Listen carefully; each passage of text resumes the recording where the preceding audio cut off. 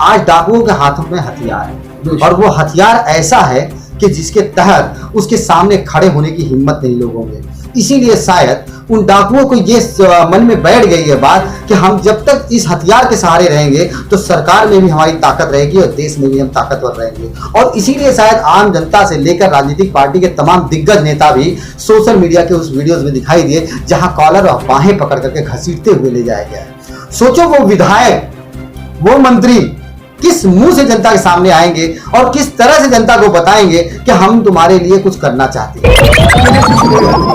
आज ये भगोड़े लोग भाग के क्या हासिल कर लिए और क्या करेंगे ये हासिल?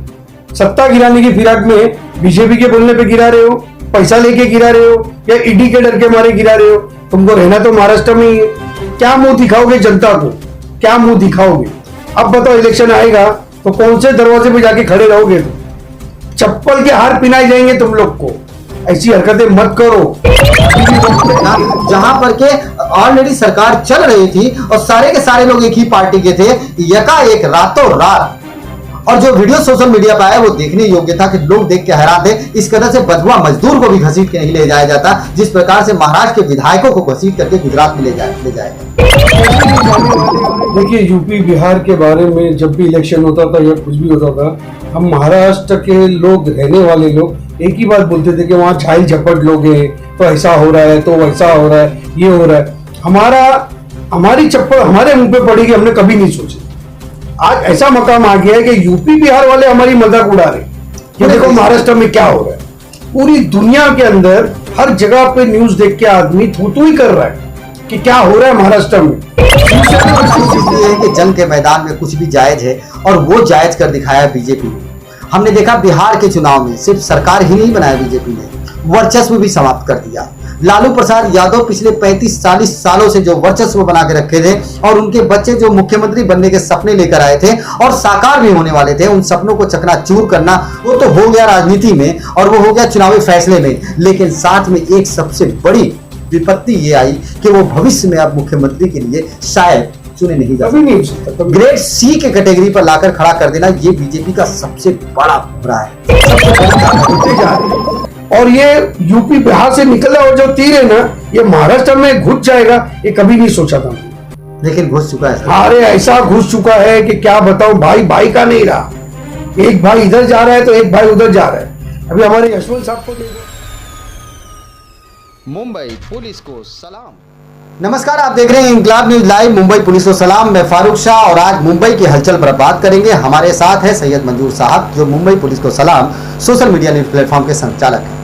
देखिए भाई लोग, मेरा तो ये कहना है कि आज हमारी मुंबई शहर में, हमारे महाराष्ट्र में क्या हो रहा है, ठाकरे के खिलाफ और अपना बीजेपी वालों ने डिवाइड एंड रूल कर दिए हैं। आपस में लड़ो और फूट डालो और राज करो, यही हो रहा है हमारे महाराष्ट्र में। और थाना में भी और मुंबई में भी हर जगह शिवसेना से लड़ी जा रही है। और मजे कौन ले रहा है? बीजेपी वाले। सर, बीजेपी पर आप डायरेक्ट आरोप लगा रहे हैं। मैं बोल रहा हूँ विजेता के खिलाफ कौन? आज पूरे इंडिया के अंदर चाहे जो भी डिपार्टमेंट में देखा जाए, जहां भी देखा जाए, चाहे वो उत्तर प्रदेश का चुनावी रणनीति रहा हो, चाहे वो बिहार का रहा हो, चाहे वो एमपी का रहा हो, हर जगह बीजेपी चुन के आ रही। जनता समर्थन तो बीजेपी को मिल रहा है, फिर बीजेपी को आप बोल रहे हैं कि कोई जनता समर्थन नहीं है बीजेपी को। बीजेपी का कैसा है हिसाब किताब, लोग समझ नहीं पा रहे उनकी पॉलिसी को। वो डिवाइड एंड रूल कर रहे हैं, सबको लड़ाने का और राज करने का। ज्यादा कुछ बात हो तो ईडी का डर दिखा देने का, यही सब होता आ रहा है। और फिर भी हमारी आम जनता की समझ में नहीं आ रहा है कुछ, और ना ही वो कुछ समझने की फिराक में है। आज दादर में देखिए क्या हो रहा है, आज थाना में देखिए क्या हो रहा है। सुबह से सब काम धंधे बंद पड़े हैं, गरीब बहुत परेशान हो गया हर तरीके से। पुलिस एकदम परेशान है इन लोगों की हरकतों से। किस किस को संभाल लेगा? कभी राज बोलता है मस्जिद से बोंगे उतारो तो पुलिस परेशान, कभी वो लुकू शर्मा फालतू बातें करती है तो हमारी पुलिस परेशान, जनता परेशान। और अब ये शिवसेना वर्सेस शिवसेना हो गया है तो पुलिस और जनता परेशान। तकलीफ किसको हो रही है? फारूक शाह, मेरे बोलने का मतलब ये है कि आप एक समझदार इंसान हैं। मेरे को सिर्फ एक ही सवाल है जनता से कि तकलीफ किसको हो रही है? हमारी जनता को और हमारी पुलिस को। ना उनको रातों की नींद सुकून से, ना चैन सुकून से। बेचारों की छुट्टियां रद्द कर दिए हैं, जिनकी तबीयत खराब है उनको भी ये बोल के बुलाया जा रहा है वापस कि दवा लो और वापस आ जाओ। तारीफ करने पे पड़ेगी बीजेपी के लोगों की, बीजेपी की पार्टी। बीजेपी पार्टी ने जिस हिसाब से जीत हासिल की है वो काबिले तारीफ इसलिए है कि जंग के मैदान में कुछ भी जायज है और वो जायज कर दिखाया बीजेपी ने। हमने देखा बिहार के चुनाव में सिर्फ सरकार ही नहीं बनाया बीजेपी ने, वर्चस्व भी समाप्त कर दिया। लालू प्रसाद यादव पिछले 35-40 सालों से जो वर्चस्व बना के रखे थे और उनके बच्चे जो मुख्यमंत्री बनने के सपने लेकर आए थे और साकार भी होने वाले थे, उन सपनों को चकनाचूर करना तो बात रही, वो तो हो गया राजनीति में और वो हो गया चुनावी फैसले में, लेकिन साथ में एक सबसे बड़ी विपत्ति ये आई कि वो भविष्य में अब मुख्यमंत्री के लिए शायद चुने नहीं जा सकते। ग्रेड सी के कैटेगरी पर लाकर खड़ा कर देना ये बीजेपी का सबसे बड़ा बुरा है, सबसे बड़ी ताकत है। और ग्रेड सी का अगर हम दूसरी बात करेंगे तो आप देख सकते हैं उत्तर प्रदेश के चुनाव की हालत कि जहां मुख्यमंत्री बनने के सपने लेकर अखिलेश यादव मैदान में उतरे थे और एक बार मुख्यमंत्री उत्तर प्रदेश के बन चुके हैं। इसके बाद दूसरी बार योगी आदित्यनाथ के टक्कर में जब अखिलेश यादव आए तो अखिलेश यादव की जो हार हुई है वो दोनों की तरफ से हजम होने लायक नहीं है। जीत की तरह हार हुई है, हार की तरह जीत नहीं हुई। यानी जो जीत रहा था वो हार गया, जो हार रहा था वो जीत गया। और जीता हुआ खिलाड़ी अगर हारा माना जाए और हरा दिया जाए तो समझो कि उसकी पूरी जीवन शैली समाप्त हो जाती है, उसकी पूरी प्रक्रिया खत्म हो जाती है, उसका पूरा सिस्टम को बर्बाद कर दिया गया। तो कहीं ना कहीं मैं देखता हूं कि अखिलेश यादव का भविष्य भी खतरे में डाल दिया बीजेपी। शाहरुख से आपकी बात को मैं काट रहा हूँ, बीजेपी ने सबके फ्यूचर की वाट लगा दी है, सीधे सीधे लफ्जों में बोला जाए तो। और वो यही हरकत करते हुए अभी महाराष्ट्र तक पहुंचे। और महाराष्ट्र में मैं रहता हूं और महाराष्ट्र की जनता से रिक्वेस्ट करता हूं कि अभी भी वक्त है, अपनी आंखें खोलो। और ये जो डिवाइड एंड रूल की जो चाल चली जा रही है हम महाराष्ट्र लोगों के साथ, इसको मत करो, इसको लागू मत होने दो, वरना सब बर्बाद हो जाओगे। यूपी बिहार को देख लो, बड़े से बड़ा तवंगर नेता बर्बाद हो गया है।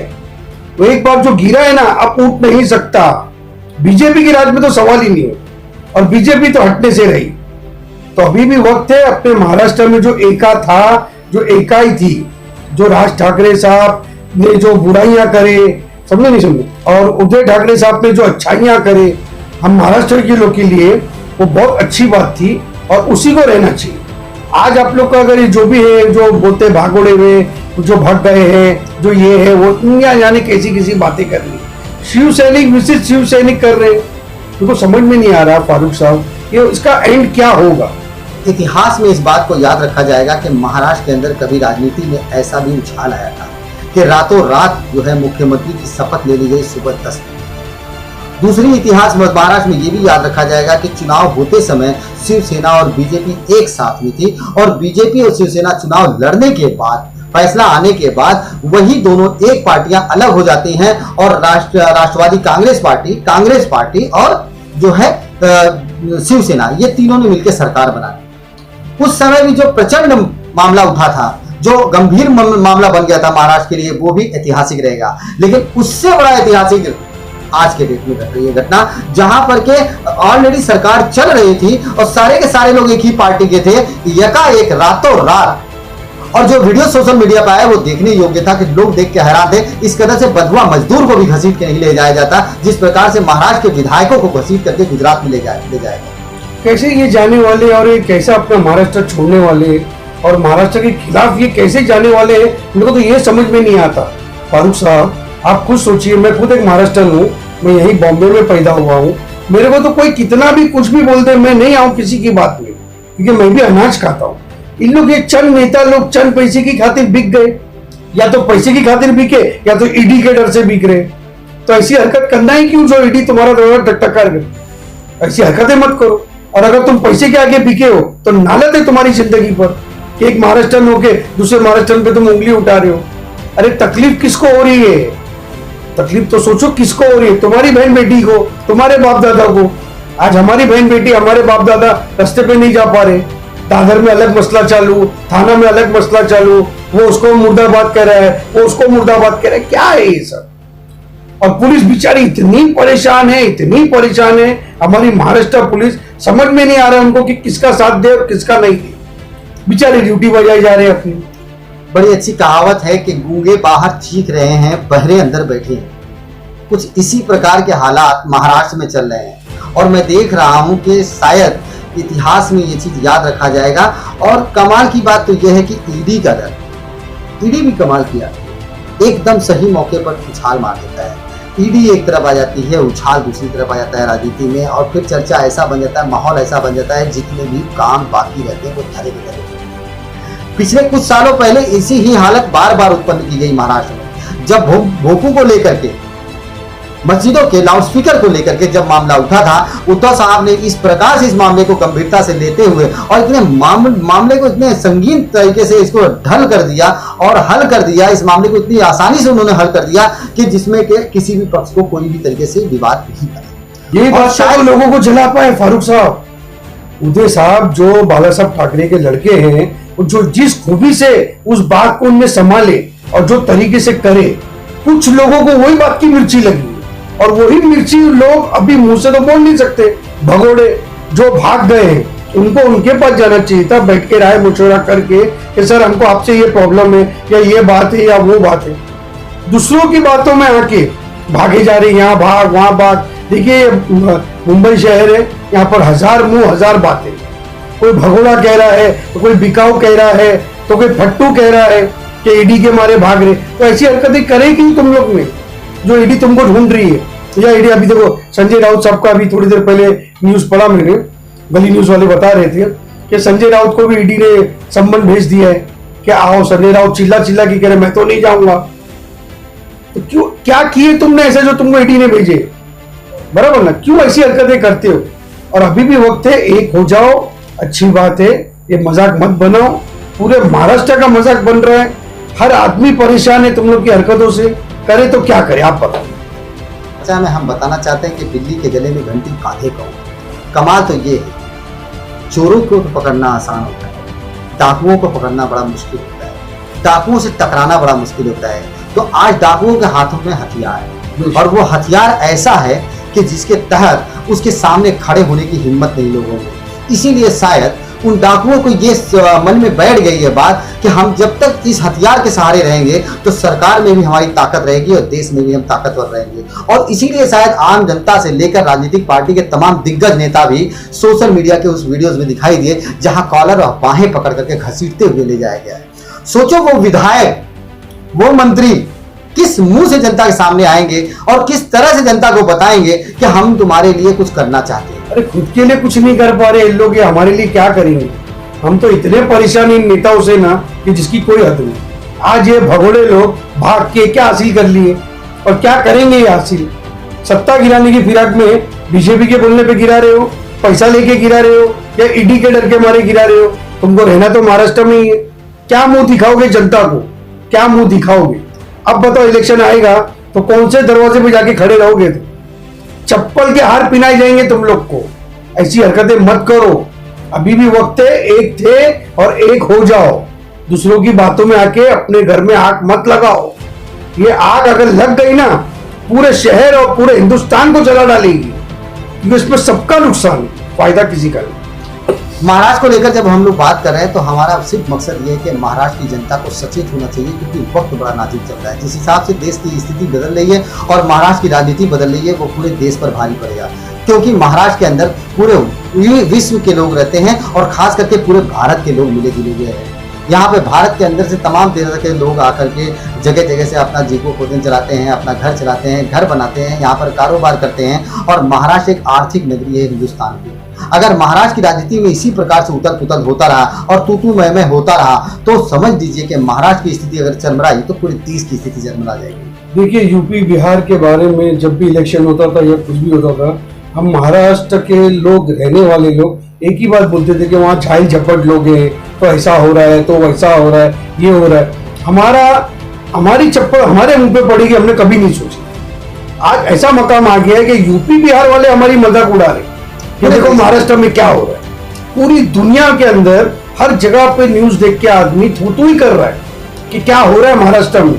शिवसेना वैसी शिवसेना, ये क्या है? शिवसेना को तोड़ने की साजिश थी और जो टूट रही है, मेरे को दिख रहा है आस्ते आस्ते सबके जो जिनकी औकात नहीं है बात करने की, वो भी डायलॉग देना चालू कर दिए। अभी थाना का मैंने एक न्यूज देखा हूं तो उसके अंदर एक चाचा बहुत सारी उल्टी उल्टी बातें करे। और एक नाथ शिंदे जिंदाबाद, अरे एक नाथ शिंदे कहां से बना?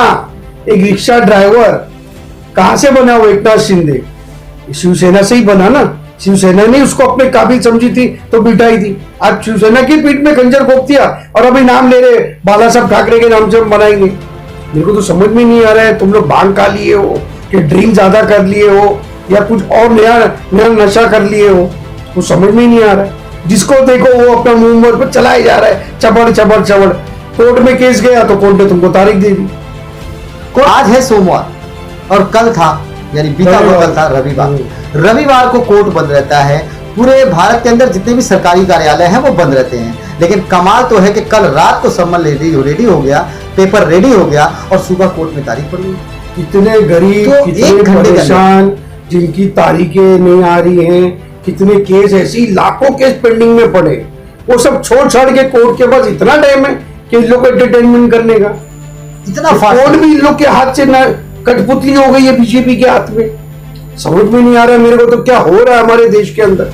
कच्चे कान के लोग इतने नहीं थे फारूक साहब, जो अभी हालात होते जा रहे हैं। और ये यूपी बिहार से निकला और जो तीर है ना, ये महाराष्ट्र में घुस जाएगा, ये कभी नहीं सोचा था। लेकिन घुस चुका है सर। अरे ऐसा घुस चुका है कि क्या बताऊं, भाई भाई का नहीं रहा। एक भाई इधर जा रहा है तो एक भाई उधर जा रहा है। अभी हमारे यशवंत साहब को देखो और यामिनी मैडम को देखो। यामिनी मैडम उनके साथ है तो यशवंत साहब इनके साथ है। क्या हो रहा है? जिन नेताओं ने अच्छे काम किए, अभी हमारे यशवंत साहब को देखो, इतने अच्छे अच्छे काम करे हैं कि जिसकी कोई हद नहीं। लॉकडाउन के अंदर इतना गरीब लोगों को खाना बांटे, सब कुछ करे।